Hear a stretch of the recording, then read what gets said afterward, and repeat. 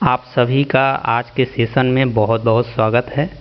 और आज का जो क्वेश्चन है उसको शुरू करने से पहले जो लोग नए हैं उनके लिए एक इन्फॉर्मेशन है कि इस सीरीज़ का जो मकसद है वो ऑप्शन को सेलेक्ट करने का है। हम कहीं भी क्वेश्चन को सॉल्व करने की कोशिश नहीं कर रहे हैं। अब समस्या ये है कि ऑप्शन को कैसे सेलेक्ट कर लीजिएगा बिना सॉल्व किए हुए। जी बिल्कुल सेलेक्ट कर सकते हैं। जो भी क्वेश्चन हमारे कॉम्पिटिटिव एग्ज़ाम में जहाँ पे ऑब्जेक्टिव प्रश्न होते हैं आते हैं वो बड़े ही चतुराई भरे होते हैं। बस उसमें आपको कुछ लूप होल्स, कमज़ोर कड़ियों को ढूंढना होता है। और जब आप उन कमज़ोर कड़ियों को ढूंढ लेते हैं तो उन्हीं का लाभ उठा करके ऑप्शन जो आपके पास होता है उसमें कुछ ऑप्शन को एलिमिनेट करते हैं और आप सही ऑप्शन तक पहुंच जाते हैं। तो चलिए बढ़ते हैं आज के क्वेश्चन पे, देखते हैं कि आज के क्वेश्चन में ये हम किस तरह से करने वाले हैं और उसे क्या हम सीखने वाले हैं। तो देखिए ये रहा प्यारा सा क्वेश्चन आपके सामने। ये कह रहा है कि व्हाट इज़ द सम, यानी कि सम पूछ रहा है of the series up to n terms पूछ रहा है। ये जैसे ही n आता है आपके चेहरे पे मुस्कुराहट आ जानी चाहिए। n टर्म्स पूछ रहा है और यहाँ पे आपको ये एक लंबा चौड़ा एक्सप्रेशन दे के रखा है।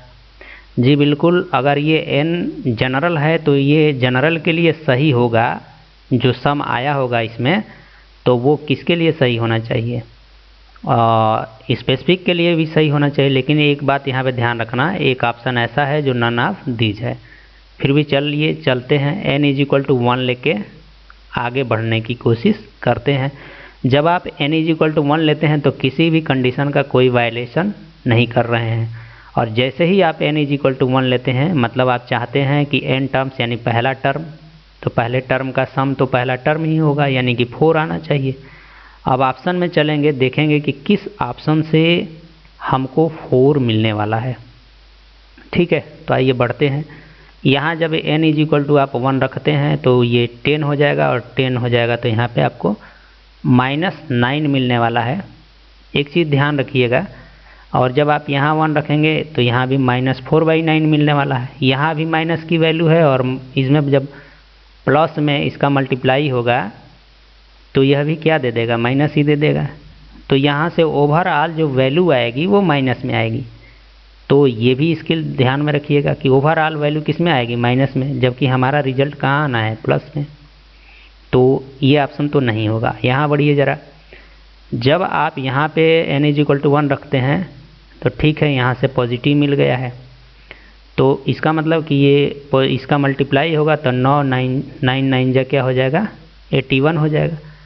तो ये आपको 40 मिल गया और यहाँ पे क्या है 1 रखेंगे तो 4/9, यानी कि यहाँ से मिल रहा है 40/9 - 4/9 घटा दीजिए तो मिलेगा आपको 36/9। घटा देंगे क्या आ जाएगा 4। यहाँ से ये 4 मिलता हुआ नज़र आ रहा है तो इस ऑप्शन को क्या रखेंगे, अभी होल्ड रखेंगे। देखेंगे कि कहीं ऐसा चमत्कार और तो नहीं हो रहा है।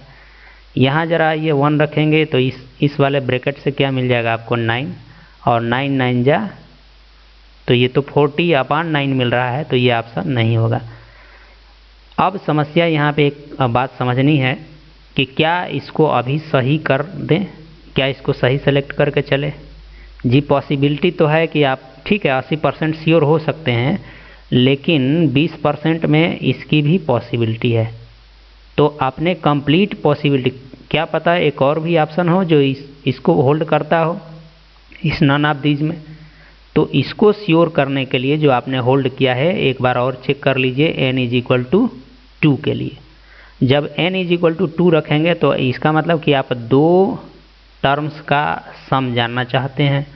तो 2 टर्म्स का सम यहाँ से जानना चाहेंगे तो 4 में 44 जोड़ देंगे तो 88 आने वाला है। तो अब देखेंगे कि कहाँ हमको 88 मिल रहा है। कहाँ का मतलब क्या है कि क्या पहले में जाएंगे, सी में जाएंगे? जी नहीं, ये तो पहले कंडीशन के लिए ही रिजेक्ट हैं। तो जो आपने होल्ड किया है उसी में चेक करके देख लीजिए कि क्या 88 मिल रहा है कि नहीं मिल रहा है। तो आपका एक्सप्रेशन है यहाँ पे 40/81 और ब्रैकेट में जैसे ही आप 2 रखेंगे तो ये 100 हो जाएगा, n के जगह पे 1 घट जाएगा तो 99 आ जाएगा। आगे आ जाइए, यहाँ जब 2 रखेंगे तो ये 8 बटे में क्या आ जाएगा 9। यहाँ पे घटाने की कोशिश करिए, इसको 11 1 जा 9 लिख सकते हैं। यह 9 से ये कट जाएगा तो 9 हो जाएगा। और जब इसका मल्टीप्लाई करेंगे 11 से 4 में तो ये क्या आ जाएगा आपका, आ जाने वाला है 440। दोनों के नीचे 9 है तो 440 में से 8 जब सब्ट्रैक्ट करेंगे, 440 में से 8 को क्या करिए सब्ट्रैक्ट करिए तो 432 आ जाएगा, डिवाइडेड बाई क्या है 9 है।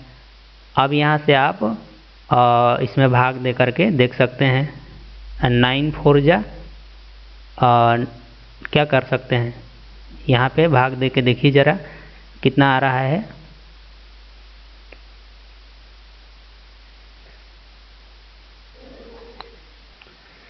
तो यहाँ पे जब आप भाग देते हैं तो यहाँ पे आपका आ जाएगा 44।